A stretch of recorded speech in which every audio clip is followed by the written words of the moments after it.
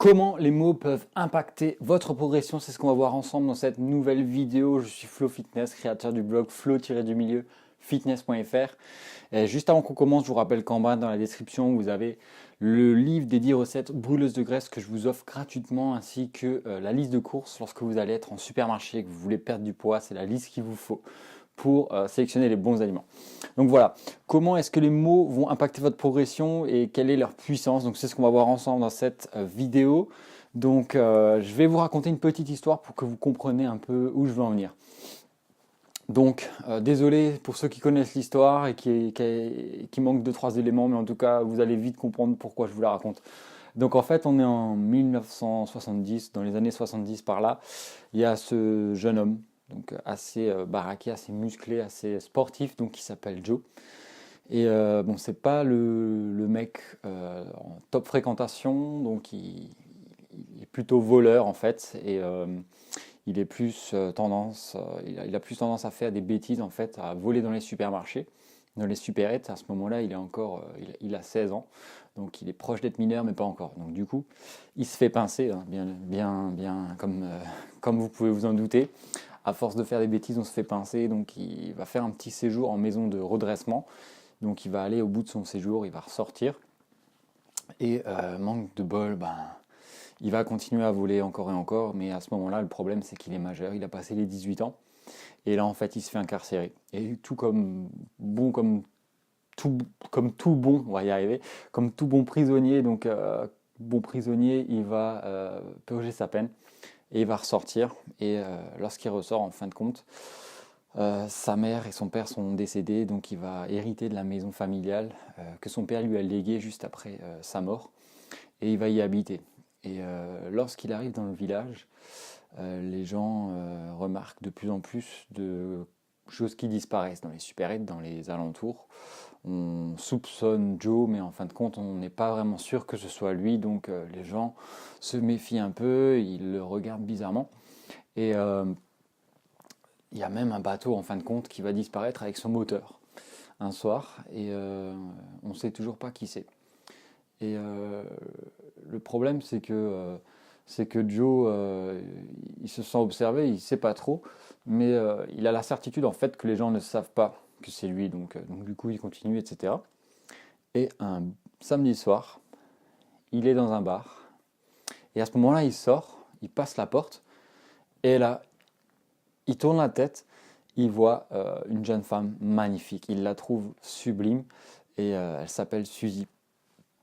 Et du coup, vu qu'il la trouve magnifique, un peu éméchée, il prend son courage à deux mains et il va la voir et il la regarde droit dans les yeux et il lui demande: est-ce que ça vous dirait de sortir avec moi samedi prochain?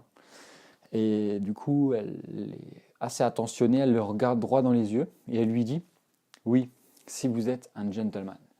À partir de ce moment-là, quelque chose de magnifique s'est produit. En fin de compte, on voit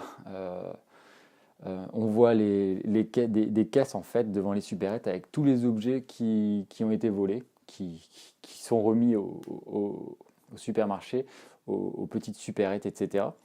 Et il y a même le bateau qui est revenu avec son moteur. Et ils sont sortis le samedi d'après ensemble.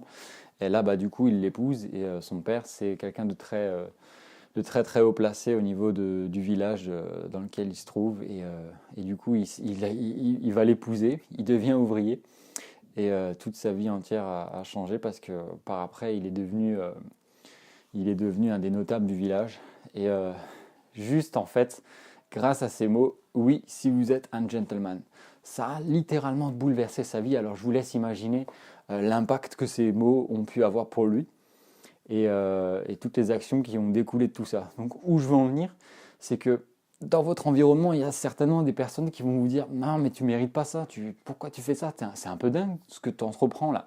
Donc ils ont tendance à vous dire des mots, mais vous ne vous rendez pas compte en fin de compte que de la puissance et de l'impact que ces mots ont sur vous.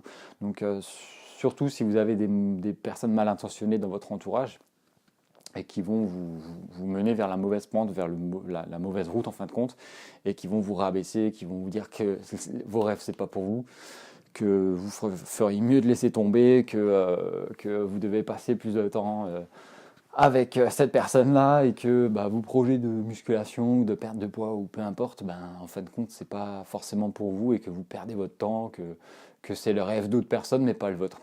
Et en fin de compte, les mots qu'ils vont vous dire vont très certainement impacter votre vie. Tout dépend de la manière dont vous allez les prendre, de façon positive ou de façon négative.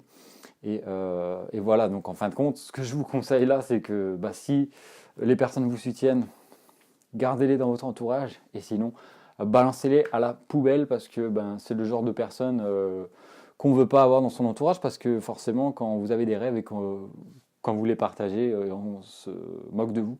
C'est pas forcément facile à avaler, et c'est pas forcément simple à vivre. Surtout quand on se moque de vous, c'est le pire. Et c'est ce qui m'est arrivé personnellement, donc du coup, je sais un peu de quoi je parle. Et c'est vraiment l'impact des mots-là qui ont fait que j'ai fait le tri parmi les personnes que je côtoyais.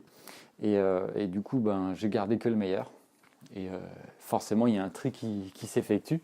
Mais bon, ça reste toujours des bonnes connaissances, mais ce n'est pas l'environnement dans lequel je veux évoluer. Donc, je vous invite à vous aussi à sélectionner cet environnement avec précision, avec minutie, parce que, en fin de compte, si vous êtes dans un mauvais environnement, que les gens ne vous soutiennent pas, que vous vous trouvez dans une impasse, vous n'allez pas vraiment progresser de façon optimale, et pour le coup, ça peut nuire à votre progression et vous risquez forcément de stagner pendant longtemps.